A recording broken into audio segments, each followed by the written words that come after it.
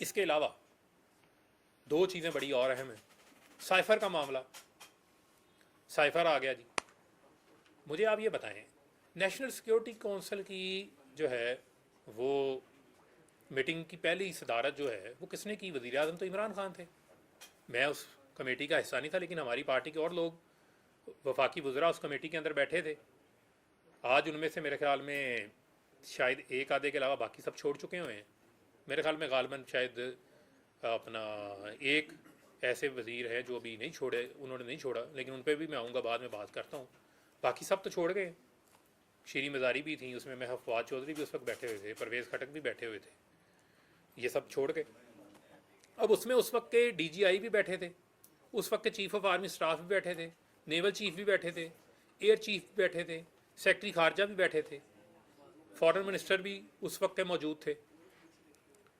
جب آپ کی سربراہی میں نیشنل سیکیورٹی کونسل کی کمیٹی کی میٹنگ ہو رہی ہو، سائفر اس میں زیر بحث ہے، لیکن اس کا مشترکہ اعلامیہ یہ جاری ہوتا ہے کہ یہ مداخلت ہے، یہ انٹرفیرنس ہے، یہ کانسپیرسی نہیں ہے، یہ سازش نہیں ہے. اس کا مطلب ہے کہ آپ نے اس کمیٹی میں سب پہلوؤں کو ڈسکس کیا ہوگا، جس میں بعد میں ہم نے بیانیہ بنایا کہ جی فلانا جا کے فلانے سفارتکار کو مل رہا تھا، فلانا سفارتکار فلانے کو مل رہا تھا. لیکن جب ہائیسٹ فورم میں یہ ڈیسائیڈ ہو گیا کہ یہ انٹرفیرنس ہے اور ہم اس کو ڈیمارش کریں گے.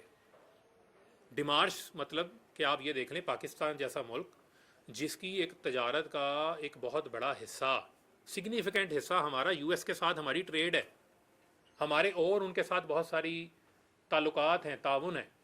ان کو جب ہم جلسوں میں لے کے جائیں گے، جب ہم ان کو ٹی وی ٹاک شوز میں لے کے جائیں گے، جب بار بار اس ملک کا نام ہم استعمال کریں گے اپنے پولیٹیکل گین کے لیے، تو پھر آپ نے ڈیمارش کیوں کروایا؟